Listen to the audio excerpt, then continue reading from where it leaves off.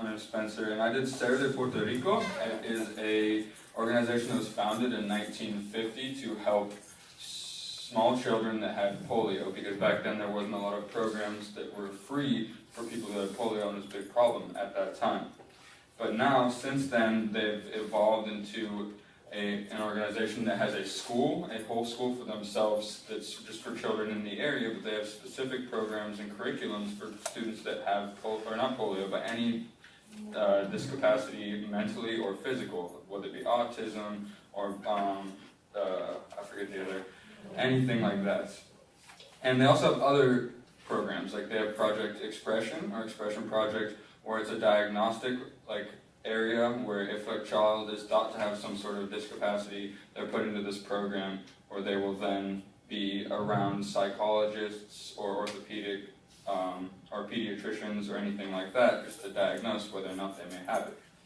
And so they also have physical therapy, mental therapy for their kids. I mean, this school is from grades 1 until 8, and so there's a lot of formative years happening where they can go through any sort of problem, and so it's really good to have a school here in San Juan, which is the capital of Puerto Rico. But they also have another site in Ponce, which is a similar organization, but it also has a medical clinic where they have neurosurgeons, orthopedic surgeons, psychologists, psychiatrists.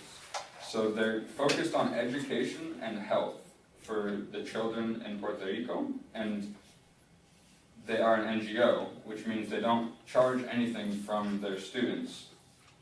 And the big thing the volunteers do at this site is getting money for the organization. That's one thing that they have a video of on their YouTube channel, is volunteers going around and doing a little lottery scratcher ticket for the population of San Juan, where if they scratch a certain amount, they get to donate that amount, and it's a super fun thing that they go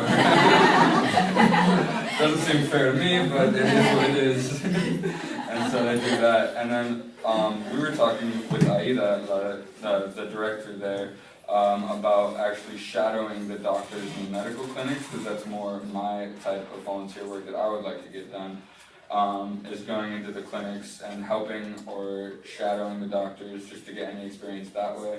But volunteers can also help with Project Expression by taking the kids from their normal class to their physical therapy or their mental therapy, and then taking them back to class, and you have a lot of interaction with the children, which is amazing for anybody that loves working with children, which I do.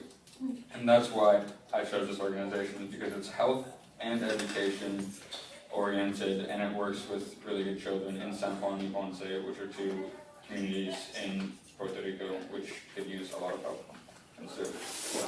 Yeah. Okay, thank you.